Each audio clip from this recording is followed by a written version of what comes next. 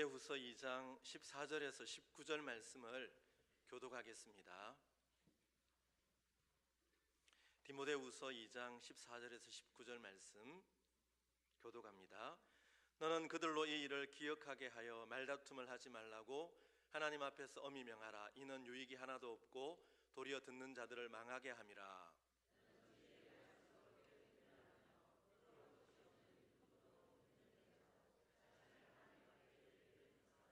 망령되고 헛된 말을 버리라. 그들은 경건하지 아니하며 점점 나아가나니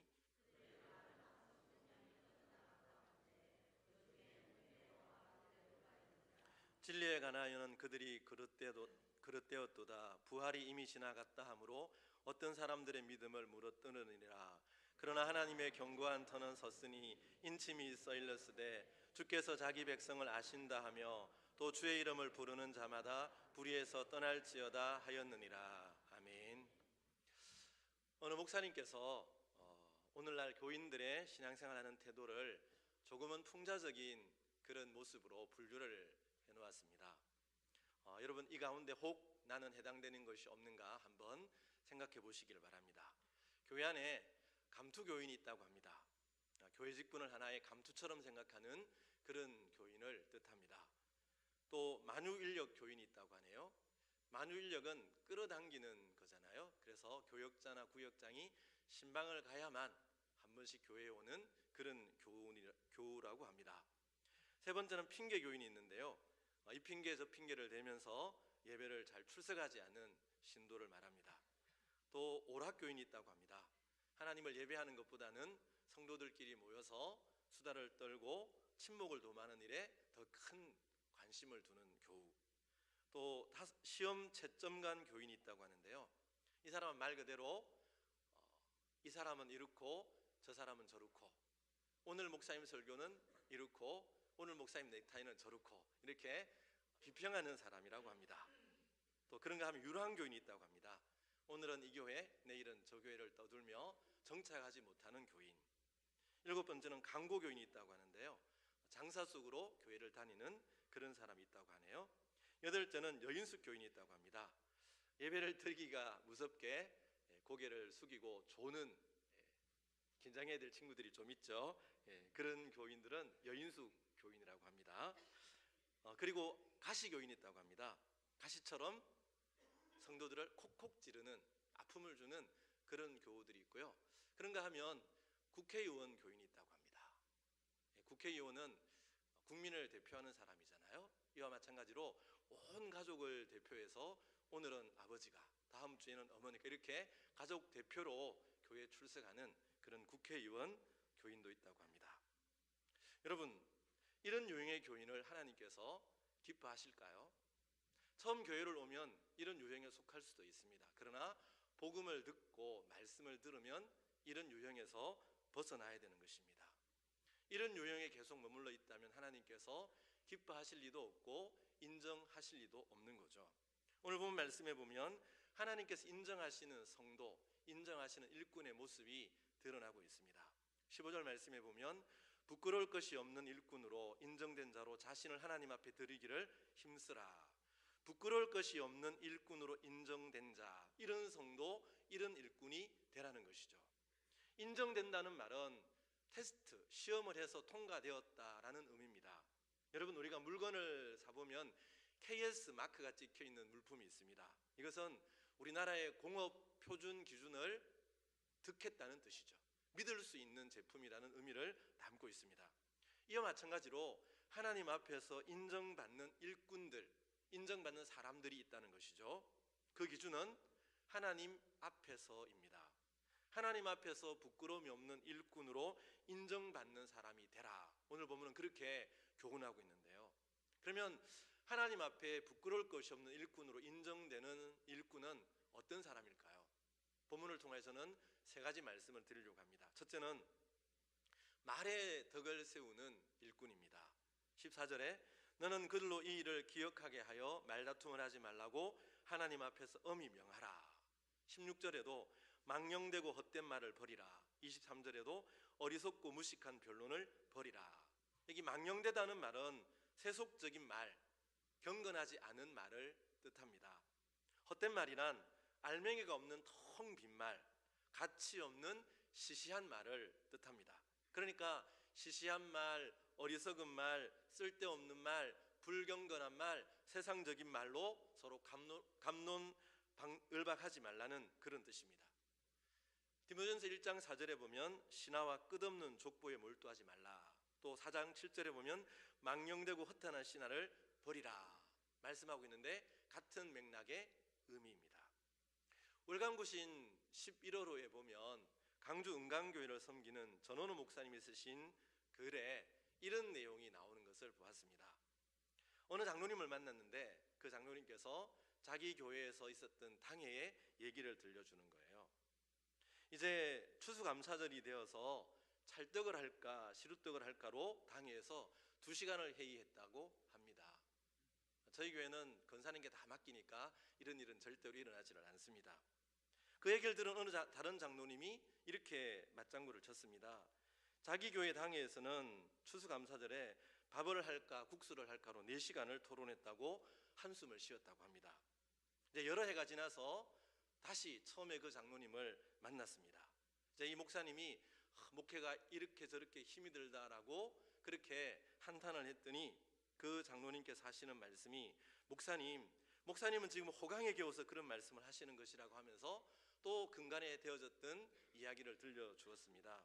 이제 그 교회에서 교회를 부흥시키기 위해서 새롭게 하기 위해서 이제 심기일전하자, 여름에 정교인 수련회를 하자 그렇게 결정을 하고 장소를 강원도에 정했습니다. 그리고 이제 온 교우들이 티셔츠를 맞추기로 결정을 했습니다. 여기까지는 참 좋았는데 그 다음이 문제였다고 합니다. 무슨 색깔의 티셔츠를 할까 하는 일로 갑론을박하게 되었는데 노란색은 무슨 의미가 있고 파란색은 무슨 의미가 있고 빨강색은 무슨 의미가 있고 이 티셔츠 색깔을 정하는 일로 무려 6시간 동안 토론을 했다는 그런 얘기를 들려주었습니다. 이게 진짜로 있었던 일인가 의심이 되기도 하지만 그 목사님이 직접 기록한 일이니 실상 이 지상에 있는 교회 당회에 그런 일들이 일어날 수도 있는 것이죠. 이런 말다툼, 이런 시시한 본질적이지 않은 이런 말을 버리라는 것입니다. 이런 것들은 아무 유익이 없고 도리어 듣는 자들을 망하게 한다 그렇게 말씀합니다. 매튜엘리는 이 구절을 이렇게 주석하는데요. 논쟁하기를 좋아하는 자들은 보통 매우 작은 문제를 가지고 따지기를 좋아하다가 결국 말다툼으로 변하기 일쑤이다. 말다툼이란 하나님의 일에 대단히 파괴적이다. 여러분 시시한 것 가지고 좀 말다툼거리로 삼지 말라는 거죠. 하나님의 일에 이 말다툼은 굉장히 파괴적으로 나타날 수 있다는 거예요. 여러분 말다툼에 이겨서 득 본 곳 있습니까? 말다툼에 져서 득 본 곳 있습니까? 이겨도 저도 득이 없는 것이 말다툼이에요. 특별히 이단과의 말다툼은 정말 백해무익한 것입니다. 이단들과는 말이 통하지를 않아요. 저도 이단에 빠진 몇몇 교우들을 만나본 적이 있습니다. 권면을 하고 성경 말씀을 펼쳐 보이면서 돌이키라고 말씀을 했지만 길을 열지 않습니다. 마음을 열지 않습니다. 토론을 해도 그들만의 얘기를 하지 우리 얘기를 들으려고 하지 않습니다. 결국 이단과 말다툼을 하면 자기 영혼만 손해를 보고 침체되게 되는 거예요. 그러므로 성경은 한두 번 경계한 후에 멀리하라고 했고 집에 들이지도 말라고 말씀하고 있는 것입니다. 아예 말을 섞지 말라는 것이죠. 여러분 하나님께 인정받는 일꾼은 입술에 덕을 세우는 사람입니다. 특별히 교회 안에서 어떤 말다툼이라도 일어나서는 안 됩니다. 작은 불씨 하나가 전체 산을 태워버리듯이 작은 말다툼 하나가 온 교회를 시험에 들게 할 수가 있는 것입니다. 하나님께 인정받는 일꾼은 입술에 덕을 세우는 사람이다. 골로새서 4장 6절에 보면 너희 말을 항상 은혜 가운데서 소금으로 맛을 낸 것 같이 하라 그렇게 말하고 있습니다. 여러분 말에는 그 사람의 인격과 성품이 드러나게 되는 거죠. 내가 말하는 그 수준이 내 성품이고 내 인격의 수준이에요. 그래서 소금을 치듯이 은혜 가운데 말을 하라. 여러분 음식을 만들 때 소금이 좀 들어가야 적당히 들어가야 감칠맛 많은 맛을 낼 수가 있는 거죠. 우리가 하는 말도 마찬가지라는 거예요. 은혜 가운데 소금을 침과 같이 그런 말을 하라. 여러분, 덕스러운 말, 은혜로운 말, 세워주는 말을 하라는 거죠. 잠언의 표현을 빌리면 생명나무와 같은 언어 생활을 하라는 것입니다. 듣는 사람에게 정말 암과 같은 그런 말이 아니라 피로회복제와 같은 말, 이 비타민C와 같은 말, 생명나무와 같은 사람을 살려주는 그런 말을 하라는 것이죠. 그것이 하나님 앞에서 부끄러울 것 없는 일꾼으로 인정받는 첫 번째 조건이라는 겁니다. 그 다음 두 번째는 진리의 말씀을 옳게 분별하라, 그렇게 말씀합니다. 15절에 너는 진리의 말씀을 옳게 분별하며, 여기 옳게 분별한다는 말은 석공이나 목수가 나무나 돌을 반듯하게 자르는 것을 말합니다. 또 농부가 밭이랑을 똑바로 내는 것을 말합니다. 또 길을 내는 사람이 길이 없는 곳에 목적지를 향해 올곧게 내는 것을 뜻하는 말입니다. 그러므로 진리의 말씀을 옳게 분별하라는 말씀은 이 하나님의 말씀을 바르고 정확하게 참되게 해석하라는 그런 의미의 말씀이죠. 여러분, 이 당시에 하나님의 말씀을 왜곡시키고 그릇되게 해석하는 인물들이 있었는데, 그들 중에 대표적인 사람이 17절에 나오는 후메네오라는 사람과 빌레도라는 사람이었어요. 이들은 부활이 이미 지나갔다라고 가르쳤습니다. 이 말은 부활은 없다라는, 부활을 부인하는 그런 거짓된 가르침을 가르쳤다는 거죠. 여러분, 몸의 부활은 기독교를 기독교되게 하는 가장 근본적인 진리 중에 하나입니다. 이것을 믿지 못하면 우리의 믿음도 헛것이 됩니다. 이것을 믿지 못하면 우리 그리스도인들이 세상 사람들 가운데 가장 불행한 사람이 될 거라고 사도 바울은 고린도서 15장에서 말씀하고 있지 않습니까? 그래서 사도는 이런 사람의 가르침을, 말들을 악성종양과 같다, 그렇게 단언합니다. 악성종양이란 여러분, 썩어서 몇 시간 만에 죽게 되는 악성괴질을 뜻하는 겁니다. 이들의 가르침이 악성종기, 암적인 존재, 사람을 죽게 만드는 이런 거짓된 가르침이라는 거죠. 이런 가르침은 교회 안에 있는 몇몇 사람들의 믿음을 무너뜨렸습니다. 사도는 18절에서 이렇게 이들을 향해 판단을 합니다. 진리에 관하여는 그들이 그릇되었도다. 이 그릇되었다라는 말은 표적을 빗나갔다는 뜻이에요. 그러니까 올곧게 말씀을 분별하지 못하고 말씀을 왜곡시키고 곡해했다는 거죠. 이 진리의 말씀에서 이탈한 이단이라는 그런 선언입니다. 여러분, 오늘 우리 주위에도 이런 후메네오와 빌레도와 같은 악성종양과 같은 거짓된 가르침이 굉장히 많이 있습니다.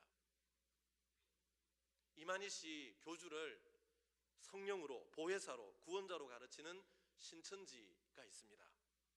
안상홍 씨를 교주로 삼는 하나님의 교회, 원래 이 교주를 재림뉴스로 하나님으로 믿다가 이 교주가 죽자 그의 부인을 하나님의 어머니라고 우상시하면서 성도들을 미혹하는 하나님의 교회가 있습니다. 삼일체를 믿지 않고 예수님의 신성을 믿지 않은 여호와의 증인들이 있습니다. 이들은 진리에 관하여는 그릇된 사람들입니다. 이들의 가르침은 사람들의 믿음을 무너뜨리고 영혼을 파멸로 이끄는 악성종양과 같은 가르침이라는 거죠. 여러분, 이런 시대에 하나님께서 인정하시는 일꾼이 되려면 무엇보다도 진리의 말씀을 옳게 분별해야 된다는 겁니다. 이것은 교역자인 저뿐만 아니라 여러분 모두에게 해당될 수 있는 말씀이에요. 여러분, 사도행전 18장에 보면 아볼로라고 하는 사람이 에베소에 와서 하나님의 말씀을 강론합니다. 예수님의 도에 대해서 열심히 전합니다. 그런데 이 사람은 세례 요한의 세례만 알았다. 다시 말하면 예수님의 세례, 예수님이 베푸시는 성령을 알지 못했다는 거죠. 이 설교를 들은 브리스길라와 아굴라 부부가 아볼로를 조용히 불러서 하나님의 도를 더 정확하게 풀어 설명했다라는 말씀이 나오는 걸 보게 됩니다. 여러분 잘 보세요. 아볼로는 성경에 정통한 성경 교사입니다. 브리스길라와 아굴라는 천막을 만들던 평신도였습니다. 요즘으로 치면 아볼로는 목사였습니다. 브리스길라와 아굴라는 회중석에 앉아있는 일반 성도예요. 평신도가 목사님의 설교를 듣고 여러분 하나님의 도를 자세히 풀어 설명했다. 이런 얘기라는 거죠. 저는 우리 교회 모든 성도들이 이런 브리스길라와 아굴라와 같은 말씀에 정통한 사람, 말씀의 사람, 말씀을 정확하게 옳게 분별하는 그런 말씀의 사람들이 되기를 저는 기대하고 소원하고, 또 제 목회의 궁극적인 방향이 그겁니다. 저는 여러분 모두가 말씀의 사람들이 되기를 바랍니다. 그런데 여러분, 어떻게 우리가 진리의 말씀을 옳게 분별하는 말씀의 사람들이 될 수 있을까? 계시록 1장 3절 말씀에 그 단계가 나옵니다. 한번 계시록 1장 3절 말씀 보겠습니다. 이 예언의 말씀을 읽는 자와 듣는 자와 그 가운데 기록한 것을 지키는 자는 복이 있나니 때가 가까움이라. 여기에 보면 세 단계가 나오죠. 말씀을 읽는 단계, 말씀을 듣는 단계, 그리고 말씀을 지키는 단계. 우리가 말씀을 정확하게 분별하려면 먼저 말씀을 부지런히 읽어야 됩니다. 여러분, 하나님의 말씀, 이 성경은 하나님의 말씀이죠. 영혼의 양식이에요. 그러므로 영혼의 양식이기 때문에 우리는 매일매일 이 말씀을 읽고 먹어야 되는 거죠. 그런데 어떤 성도에게는 이 말씀이 매일 성경이 아니라 매주 성경이에요. 어떤 성도에게는 매월 성경이 되고, 어떤 성도에게는 매년 성도가 되는 거예요. 여러분, 거북이 신자라는 말 들어보셨습니까? 새는 먹지 않고 9일을 산다고 해요. 개는 먹지 않고 20일을 산다고 합니다. 근데 거북이는 먹지 않고도 무려 500일을 산다고 합니다. 그러니까 말씀을 먹지 않고 신앙생활 하려는 사람을 일컬어서 거북이 신자다, 그렇게 얘기하고 있는 거죠. 여러분, 오늘 여러분에게 이 성경은 어떤 책입니까? 오늘 우리 찬양대원들이 나의 사랑하는 책, 그렇게 찬양을 불렀는데 정말 여러분의 영혼의 고백이 되고 있나요? 내가 정말 이 책을, 이 성경을 사랑한다면 매일매일 펼치지 않고는 내 입에 비늘이 돋을 수밖에 없고 가시가 생길 수밖에 없는 거죠. 여러분에게 이 성경은 매주 성경이 되고 있나요? 매월 성경이 되고 있나요? 매년 성경이 되고 있나요? 아니면 매일매일의 성경이 되고 있습니까? 내가 정말 이 성경을 하나님의 말씀으로 믿고 이 성경을 사랑하고 이 성경이 영혼의 양식, 생명의 양식임을 믿는다면 매일매일 펼쳐서 말씀을 읽고 먹을 수밖에 없다는 것입니다.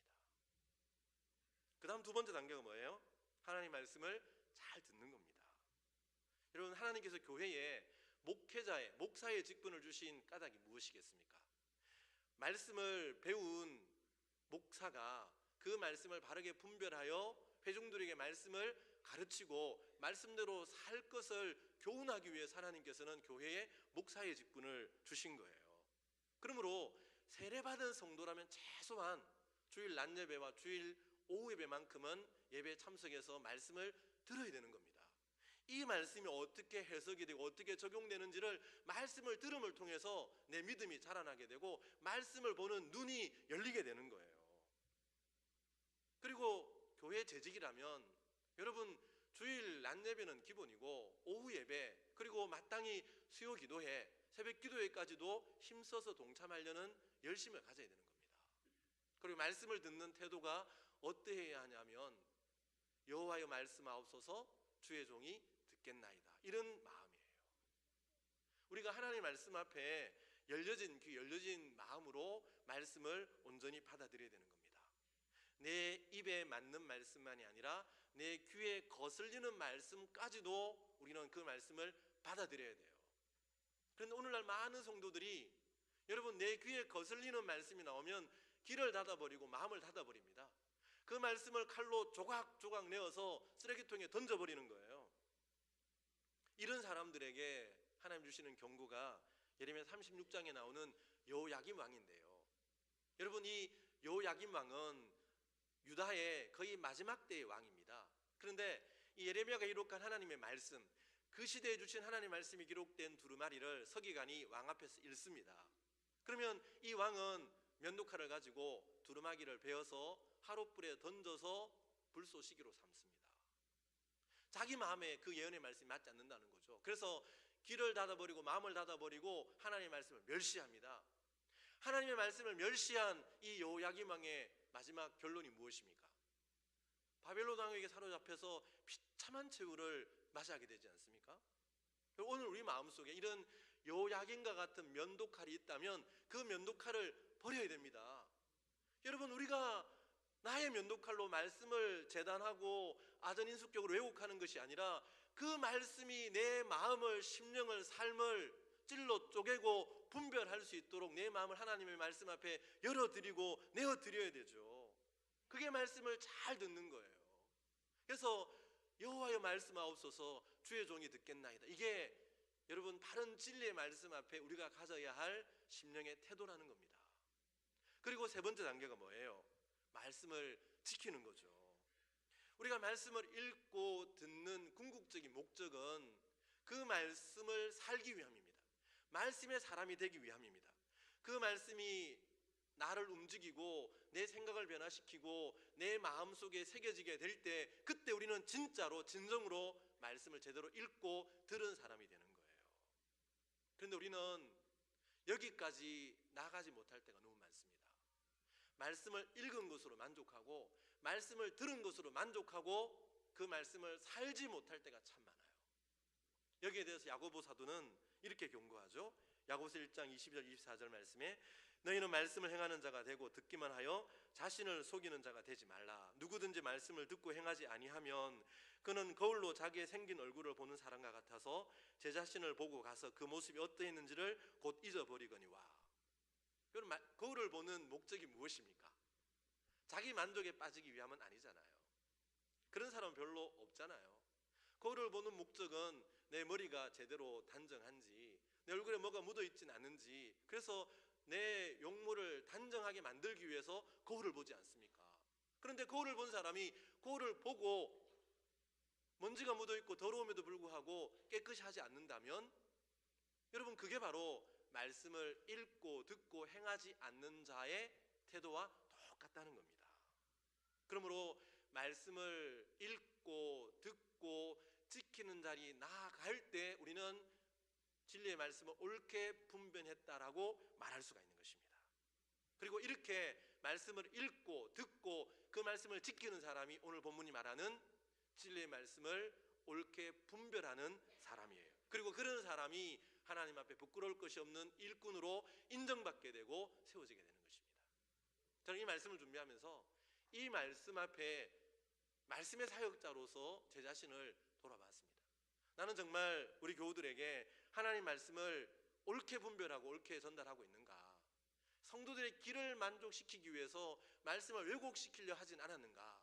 그런 질문을 던져보면서 오늘 주신 말씀처럼, 그래, 하나님의 진리의 말씀을 바르게 분별하고 바르게 말씀을 전하자. 그래서 저는 가급적이면 한 권을 정해서 연속 강의 설교를 하려고 합니다.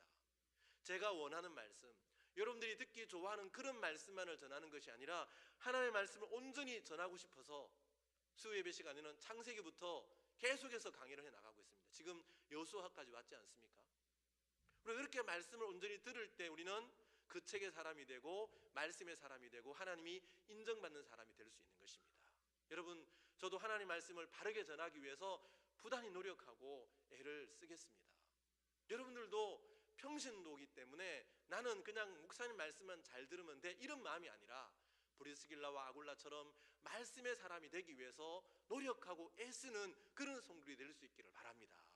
그런 성도들이 될 때 우리 교회가 진리의 말씀에 굳게 세워지는 교회가 되고, 우리 교회가 브리스길라와 아굴라와 같이 수준 있는 그런 말씀의 사람들로 세워지게 되는 것입니다. 여러분, 그런 꿈을 바라보면서, 그런 비전을 바라보면서 말씀을 읽고 듣고 지키는, 하나님께 인정받는 그런 일꾼들이 되시기를 주님의 이름으로 축원합니다.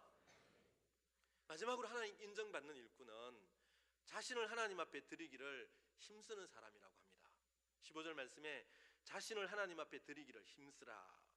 이 말씀은 로마서 12장 1절에 나오는 너희 몸을 하나님이 기뻐하시는 거룩한 산 제물로 드리라는 말씀과 맥락이 같습니다. 너희 몸을, 너희 자신을 하나님이 기뻐하시는 산 제물로 드리라. 산 제물로 드리라는 것은 여러분 구약적인 제사를 배경으로 삼고 있는 말씀 아닙니까? 여러분, 제물로 드려진다는 것은 어떤 의미예요? 일단 흠이 없고 티가 없고 깨끗해야 됩니다. 그리고 자신을 죽여야 됩니다. 이게 재물의 두 가지 조건이에요. 그러므로 우리가 하나님께 자신을 드린다는 것은 두 가지 조건이 필요합니다. 하나는 우리가 하나님 앞에서 깨끗한 성도가 되어야 하는 겁니다. 19절 말씀에 보면 그러나 하나님의 터는 견고히 섰으니 인침이 있어 일렀으되 주께서 자기 백성을 아신다 하며 또 주의 이름을 부르는 자마다 불의에서 떠날지어다 하였느니라. 주의 이름을 부르는 자마다 불의에서 떠날지어다. 이 말씀은 자신을 깨끗하고 거룩하게 지키라는 말씀이죠. 또 이 19절의 말씀은 다음 주에 살펴볼 20절에 나오는 그릇의 비유와 맥락을 같이 하고 있는데요. 여러분, 주인의 쓰심에 합당한 그릇이 어떤 그릇입니까? 금그릇, 은그릇이 아니라 깨끗한 그릇이에요. 깨끗하게 씻겨진 그릇을 주인이 쓰신다고 말하고 있지 않습니까? 이처럼 주의 이름을 부르는 자는 불의에서 떠나서 자신을 깨끗하고 거룩하게 하나님 앞에 드려야 된다. 여러분, 여기 인침은 소유권에 대한 확증입니다. 하나님께서 우리를 인쳤다는 것은 하나님이 우리를 내 것이다, 나의 것이라고 도장을 꽝 찍었다는 뜻이에요. 또 주께서 자기 백성을 아신다라는 말씀은 특별한 관계, 사랑의 대상임을 뜻하는 말이에요. 그러면 하나님께서 인치시고 하나님이 아신다라는 말씀은 하나님께서는 여러분 한 사람 한 사람을 독특한 사랑의 관계로 맺으시고 여러분 한 사람 한 사람을 사랑하시고 보호하시고 지켜주신다는 뜻이에요. 그런 여러분들이기 때문에 주의 이름을 부르는 자는 모든 불의에서 떠나서 깨끗한 사람으로 하나님 앞에 드리기를 힘쓰라, 그런 의미의 말씀이 되는 거죠. 그리고 또 한 가지는 뭐예요? 헌신이죠. 헌신이란 여러분 자기를 죽이는 것입니다. 자기를 죽이지 않으면 하나님 앞에 드려지는 제물이 될 수 없어요. 그런데 우리는 우리 몸을 하나님 앞에 산 제물로 드리는 거예요. 죽어야 되는데 산 제물로 드리라는 것은 어떤 의미겠습니까? 충성을 의미하겠죠. 자아를 죽이고 내 십자가를 지는 것을 의미하겠죠. 여러분, 맡은 자에게 구할 것은 충성이라 했습니다. 이 충성을 다르게 말하면 헌신이에요. 여러분, 종이 주인에게 충성한다는 것은 주인의 뜻을 이루기 위해서 항상 5분 대기조로 주인의 마음을 잘 살핀다는 의미를 가지고 있잖아요. 주인이 명하면 손해가 와도 힘들어도 망설이지 않고 즉각적으로 내 몸을 던져서 그 일을 감당하는 것이 헌신이고 충성이에요. 옛날에 독립군이 되려면 3가지 질문에 예라는 대답을 해야 된다고 합니다. 첫째는 당신은 총에 맞아 죽을 각오가 되어 있는가? 두 번째는 당신은 굶어 죽을 각오가 되어 있는가? 세 번째는 당신은 추위에 얼어 죽을 각오가 되어 있는가? 이 3가지 물음에 예라고 대답을 해야만 독립군이 될 수 있다고 해요. 이 3가지 질문의 공통점이 뭐예요? 죽을 준비가 되어 있는가라는 거죠. 당신은 조국을 위해 당신의 한 목숨을 던질 각오가 되어 있는가? 이런 각오가 되어 있어야 독립군이 될 수 있었다는 얘기죠. 우리가 하나님께 자신을 드린다는 것도 마찬가지예요. 우리가 하나님 앞에 거룩한 산 제물로 드린다는 것도 마찬가지예요. 내가 죽을 각오가 되어 있을 때 하나님 앞에 나를 드릴 수가 있는 것입니다. 주님 원하시면 언제든지 나를 사용하십시오. 내 자아를 죽이겠습니다.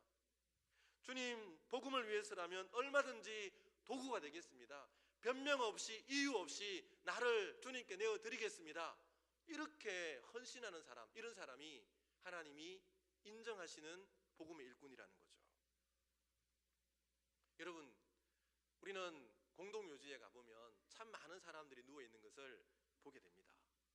그리고 우리 인생은 뭐 다른 종교에서 말하듯이 환생이 있고 또 다른 인생을 살 수 있는 게 아니라 단 한 번 주어진 유일한 인생을 우리가 지금 살아가고 있는 거예요. 여러분, 우리가 공동묘지에 가보면 그 묘지들 앞에 쫙 나란히 세어 있는 비석을 보지 않습니까? 그게 공통적으로 들어가는 몇 가지가 있죠. 이름이 들어갑니다. 그리고 출생연도와 사망연도가 들어갑니다. 여러분, 이 출생연도와 사망연도, 40년을 살았든 70년을 살았든 100년을 살았든 어떤 긴 인생을 살았든 딱 하나로 요약이 되더라고요. 출생연도와 사망연도 사이에는 다시라고 말하는 가로줄 하나가 딱 끄여 있습니다. 우리가 아무리 100년의 인생을 살아도 우리의 인생은 그냥 대시라는 이 한 줄로 요약될 수밖에 없는 게 죽음 앞에서 우리의 모습이더라고요. 그런데 여러분, 문제는 그 출생과 죽음에 그 연결시켜주는 그 짧은 대시라는 우리의 날들을 여러분 무엇으로 채우려 하십니까? 세상 사람들은 돈이나 권력이나 명예나 자존심으로 그 날들을 채우려 하죠. 여러분, 그러면 우리는 이 출생에서 죽음의 날까지 채우는 그 간결한 대시를 무엇으로 압축하는 인생을 살아가야 될까요? 여기에 대해 사도 바울은 이런 대답을 하고 있습니다. 사도행전 20장 24절에 보면 내가 달려갈 길과 주 예수께 받은 사명 곧 하나님의 은혜의 복음을 증언하는 일을 마치려 하면은 나의 생명조차 조금도 귀한 것으로 여기지 아니하노라. 여러분, 사도 바울은 그 예수를 만난 후부터 죽음까지의 그 날들 속에 주님 주신 사명을 새겨놓았습니다. 주님 주신 복음을 새겨놓았습니다. 그의 심장 속에 복음이 있었고 예수가 있었고 사명이 있었기 때문에 그의 모든 날들을 이를 위해 전력 투구하는 인생을 살아갈 수 있었던 것이죠. 양아진 묘지에 가면 여러분 수많은 선교사들의 무덤이 있는데 거기 루비 캔드릭이라고 하는 여성 선교사, 여러분 들어와서 이 풍토병 때문에 많이 복음도 전하지 못하고 20대에 처녀로 생명을 잃게 됩니다. 근데 그분의 비문에는 이런 구절이 적혀 있습니다. 나에게 1000개의 생명이 있다면 그 모두를 한국에 바치리라. 하나님이 나에게 1000개의 생명을 준다 할지라도 복음을 위해서 한국에 그 1000개의 생명을 다 바치리라. 그렇게 자신의 인생을 채운 거예요. 여러분들은 이 물음에 어떻게 무엇으로 대답하시겠습니까? 오늘부터 마지막 죽는 날 동안에 채워지는 그 인생의 대시를 여러분들은 무엇으로 채우려 하십니까? 한 번뿐인 인생, 다시 반복될 수 없는 우리의 인생을 무엇을 위해, 무엇을 바라보며 무엇에 소망을 두고 하루하루를 채워가겠느냐라는 그런 질문이에요. 오늘 사도는 자신을 하나님 앞에 드리기를 힘쓰라 그렇게 말하고 있습니다. 여기 힘쓰라라는 말은요, 노력하고 애쓰고 부지런하라는 뜻입니다. 영어 성경에 보면 do your best 이렇게 번역을 하고 있어요. 너의 최선을 다해라. 여러분, 우리는 지금 우리의 목숨을 드리지 못하는 수준에 있을 수도 있습니다. 우리는 11조조차 드리지 못하는 그런 수준에 있을 수도 있습니다. 우리는 주일 성수도 제대로 하지 못하는 그런 수준에 있을 수도 있습니다. 그러나 주님 우리에게 도전하는 거죠. 너 자신을 하나님께 드리는 일에 힘쓰라. 네가 하나님께 드리는 이 일에 최선을 다하고 부지런하고 열정을 가져라 그렇게 말씀하고 있는 거예요. 여러분, 우리가 가진 것들을 생각해 보십시오. 내가 가진 것들 중에 주님이 내게 주시지 않는 어느 것 하나 있습니까?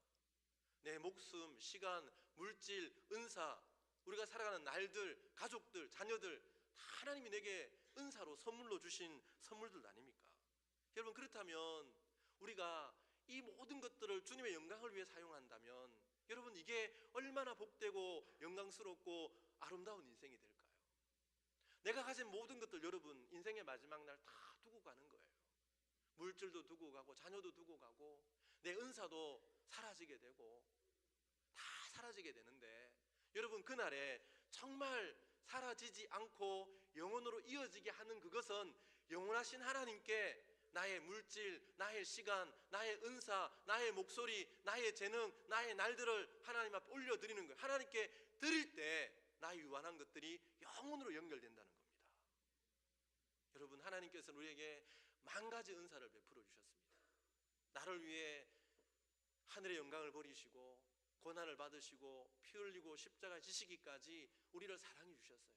여러분, 그 사랑에 비교한다면 나의 시간을 드린들, 나의 주의를 드린들, 나의 물질을 드린들, 나의 생명을 드린들 그 은혜의 만분의 1이나 갚을 수 있겠습니까? 우리는 내 생의 전부를 드려도 여러분 그 하나님의 은혜에 보답할 길이 없는 거예요. 그러므로 우리는 그 은혜, 그 사랑 기억하면서 우리의 날들이 하나님 앞에 부끄러울 것이 없는 일꾼으로 인정받는 이런 일에 힘써야 되는 것입니다. 나의 하루를, 나의 생명을 주님께 온전히 드리는 이 일에 do your best, 너의 최선을 다하라. 지금 이 수준이라면 내일에 더 수준에 높아갈 수 있도록 그렇게 애쓰고 부지런하고 노력하라는 거죠.